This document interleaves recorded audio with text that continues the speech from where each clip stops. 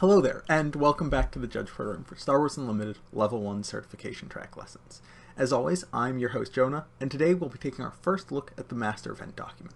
Like how we handled the tournament regulations, you don't need to have an encyclopedic knowledge of these documents at Level 1. You'll primarily be involved with and running casual tier events, which means that penalties aren't as strict. We'll revisit this document for Level 2 when we begin to explore competitive tier events a bit more, but today we're mostly focused on remedies and education. The Master Event document is broken into two sections: the event guidelines, which provide further explanation of how events are run in concert with the tournament regulations, and the floor rules, which lay out the behavioral expectations and penalty guidelines for events. The Fantasy Flight Games organized play team uses a lot of specific terms to talk about their events. When discussing or evaluating events, it's important to use consistent language so that players, organizers, and other judges have the correct expectations for the event. There are three broad types of events: official, unofficial, and unsanctioned. Official events are supported by Fantasy Flight Games organized play and come with an event kit and instructions on how to run the event. Unofficial events are those without an official event outline, but are run by an organizer who has the support and approval from FFG. Finally, unsanctioned events are those run by organizers who do not have authorization to run official events, or otherwise do not meet the requirements for sanctioning by Fantasy Flight Games organized play. This can be something like a local club, a college or school club, that sort of thing. In addition to various types of events, which relate to how the event is tied into the organized play system, events also have a tier, either casual or competitive. Competitive events play for more significant prizes, including cash, product, or tournament points that can reward invitations to exclusive tournaments. Casual tier events are more focused on the play experience and the environment, as opposed to the prizes. There are also different event structures. Weekly play is generally a time and a place where players can find their opponents that match their intensity, format, and playstyle. Tournaments have much more rigid structures, with rounds, timers, and specified opponents. At an event, there are a lot of different roles that individuals can fill. Anyone can participate in an official event with a few exceptions. Players suspended by FFG organized play, minors unless they have permission from their legal guardian, individuals prohibited by law, individuals deemed ineligible by Fantasy Flight Games cannot participate in any way. Employees of Fantasy Flight Games, Asmodee, and any of its subsidiaries or affiliates cannot play in competitive tier events. Note that these restrictions apply to all event roles unless otherwise specified. This means that an individual on the suspended player list cannot be in a leader role at an event, nor play in it, as an example. There are several different key roles with authority in an event. There's the event tournament organizer, head judge, floor judges, and scorekeeper. The event or tournament organizer oversees the entirety of the event. They provide the venue, prizes, necessary product, hire the staff for leadership roles, manage other leadership staff, assist with the logistics of running the event, and more, generally speaking. The event organizer fills all other leadership roles by default, unless they have staff for that role. That means that in the absence of a dedicated judge or scorekeeper, the organizer has those responsibilities. A head judge is the final authority for all questions regarding rules and policies. In addition to the responsibilities of floor judge, they're also responsible for making final rulings in the case of an appeal, handling investigations, making tournament announcements, and determining how to handle unsporting conduct. Floor judge's primary responsibility is watching matches and assisting players and spectators. They should answer questions players have, taking care to only provide rules information, not strategic advice. However, if you believe the question the player asks is not the question they want to ask, you can ask for clarification. Let's take a quick detour for an example. Alex, who controls an Avenger, calls for a judge and says, "Judge, can I play Vanquish even though my opponent doesn't control any units?" How would you answer this question?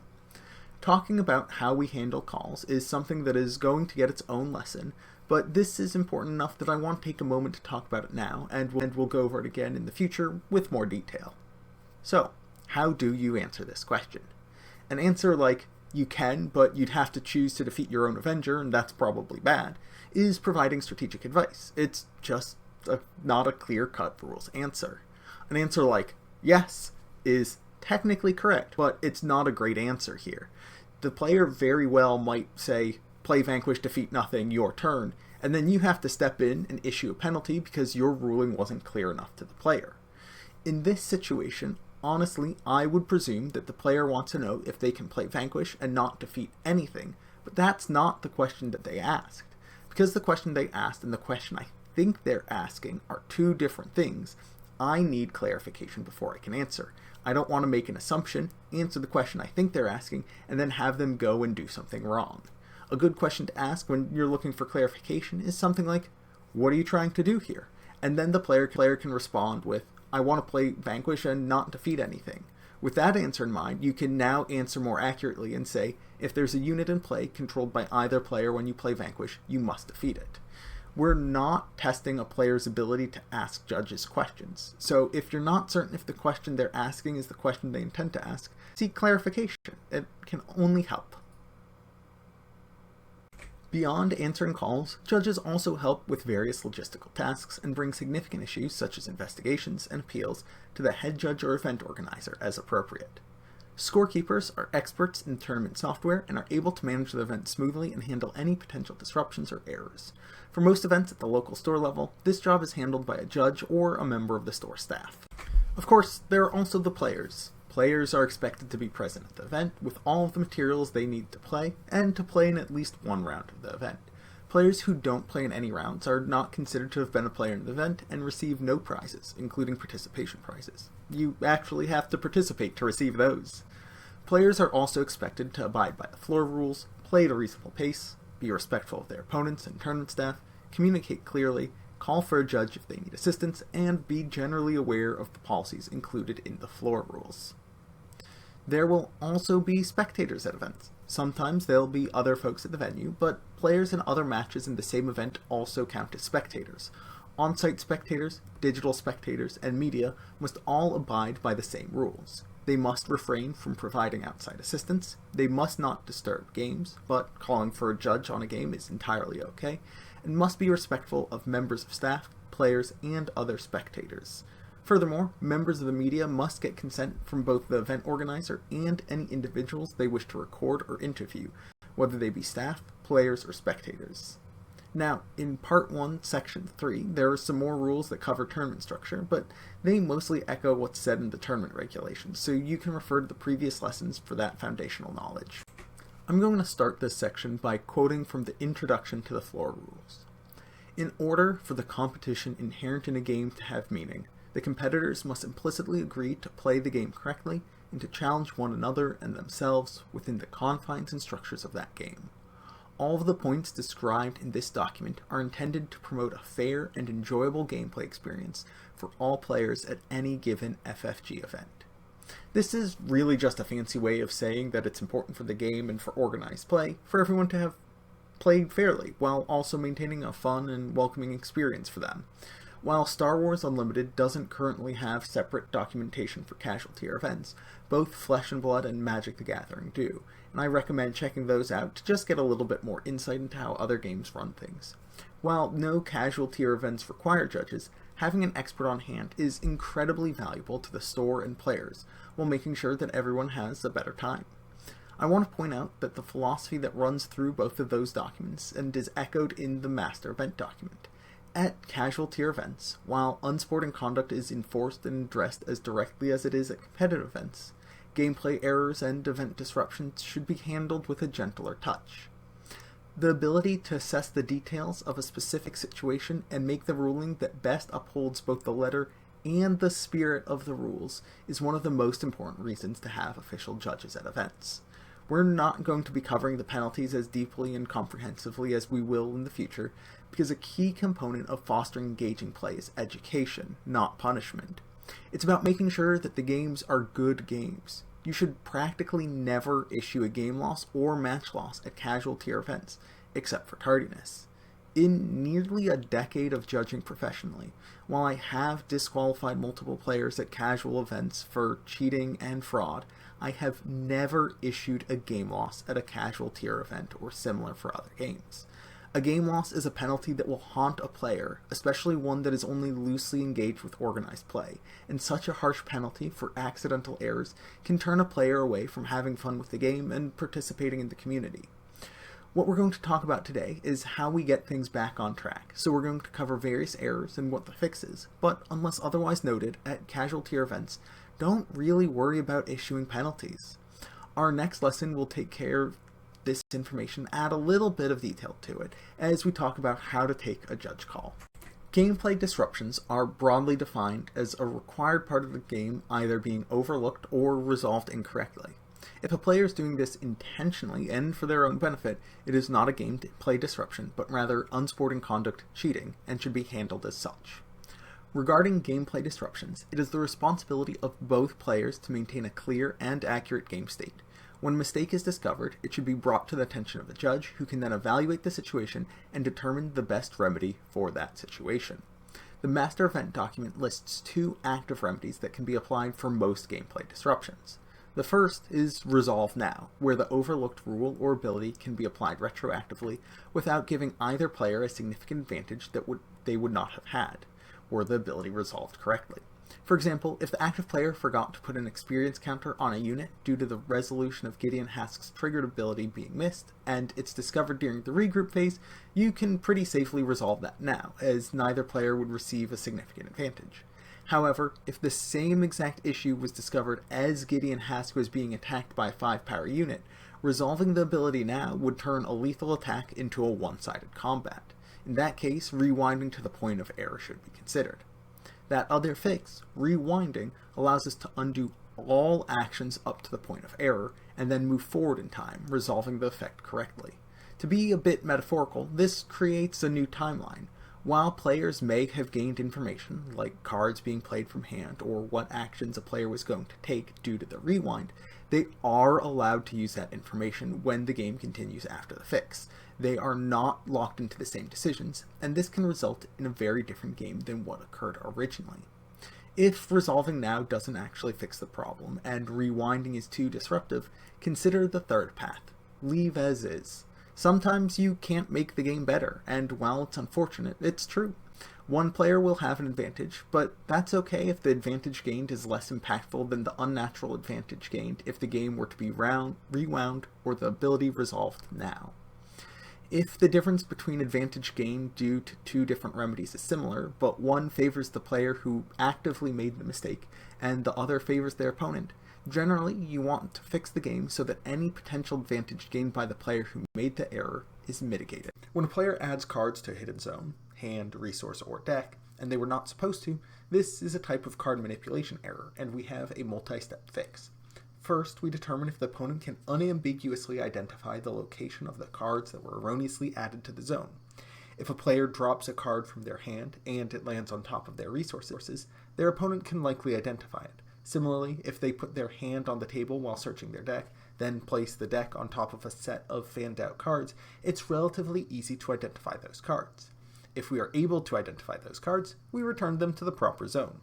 However, much more frequently, the opponent will not be able to identify the cards. Perhaps the player grabbed one too many cards while searching for Darth Vader commanding the First Legion's one-played ability, or perhaps they put a resource down, then picked up a card from their resources and began to replace it with a card in their hand because they just changed their mind. In these scenarios, after confirming the sequence of events and the knowledge each player has, the player who committed reveals the set of cards that includes the unknown cards, and their opponent selects which cards are the extra cards and returns them to the appropriate zone. With the Darth Vader example, the player would reveal the 11 cards, and their opponent would select one, which would then be shuffled into the random portion of its owner's deck, and the ability would finish resolving. For the resourcing scenario, a card that shouldn't have entered the player's hand from the resource zone, but no card has incorrectly entered the resource zone. The fix here would be that the opponent looks at the player's hand and selects one card to be returned to the resource zone. We use this fix rather than selecting a random card because this remedy mitigates any potential advantage, because even if the extra card that was added was the best possible card in the deck or the set, the opponent can remove it from that set. While this can be punitive at times, it also encourages players to play carefully when handling hidden information. Event disruptions are a bit broader in scope than gameplay disruptions. Tardiness is one of the major ways players can disrupt the pace of an event. By not being in their seat at the start of the round, a player may require additional time in the round.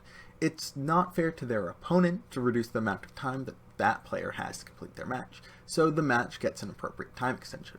However, because this can be highly disruptive, a player who is more than 5 minutes late to their match receives a game loss, and a player who does not arrive by 10 minutes into the round receives a match loss and is dropped from the event. Notably, this player is not disqualified and can rejoin the event at a later point at their request. Deck lists are not required for casual tier events, and if you feel like the event does require deck lists, it's probably a good indicator that it shouldn't be run as a casual tier event.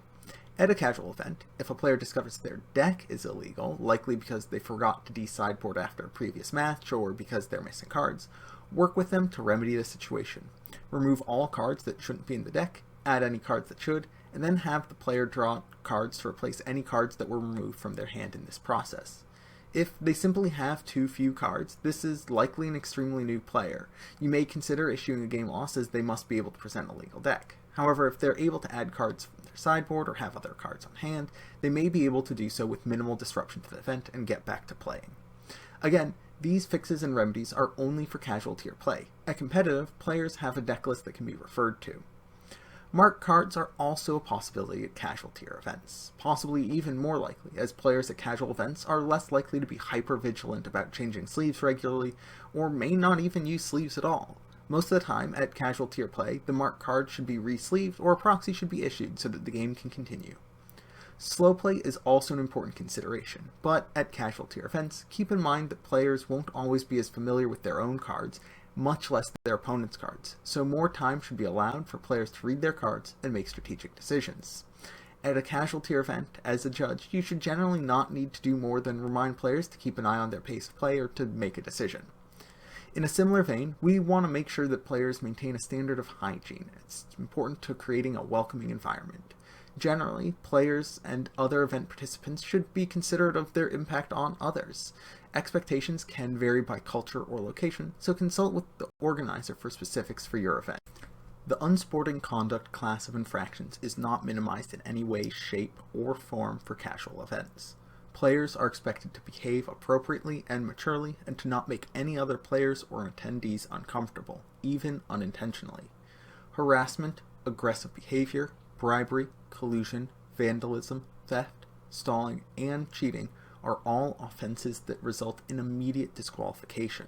Furthermore, the event organizer should consider removing the offending player from the venue at their own discretion. This should particularly be the case for harassment, aggressive behavior, vandalism, and theft. Inappropriate behavior should result in a stern conversation focusing on education. If the player demonstrates remorse, the penalty can be downgraded, but the infraction should be tracked. If the behavior is repeated, the player should be disqualified from the event. Note that inappropriate behavior is a category that is separate from the ones listed above. Harassment has extensive definition in the master event document and can include, but is not limited to, any language or behavior that is hostile, threatening, demeaning, solicitous, or objectifying. Aggressive behavior is any act or threat of violence in any way, even those not directed at a specific individual. Bribery is offering some reward or incentive in exchange for a match result. If a player accepts a bribe, they have also committed this offense and should likewise be removed from the event. Collusion is when two players discuss the outcome of their match and artificially or randomly determine the results, not based on the game itself. Evaluating the game state is allowed, and a player is allowed to make a decision to concede on their own. However, asking an opponent for a concession at any time is not allowed. Any actions that resemble asking for a concession, even if the exact words are not used, also falls under this behavior. Vandalism and theft, like aggressive behavior, cover a broad range of threats of damage to actual damage of personal goods or the act of stealing any other person's belongings. Stalling and cheating are both gameplay-related infractions. Stalling is playing exceptionally slowly to take advantage of the time remaining in the round. Unintentionally playing slowly is not stalling and falls under slow play. Not playing quickly at the end of the round is also not stalling. A player isn't expected to have a faster pace of play as the round ends, only that their pace of play does not get slower. For a player to be cheating, they must knowingly gain an advantage and be aware that what they're doing is against the rules. A player who makes a mistake and calls attention to it when they are first aware of it, even if they do gain an advantage, is not cheating. A player who thinks that they're allowed to let their opponents make a mistake and not call attention to it is also not cheating, because they don't know what they're doing isn't allowed.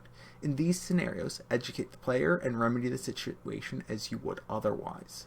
Throughout all of these scenarios, let your guiding light be player education and reform, not issuing penalties.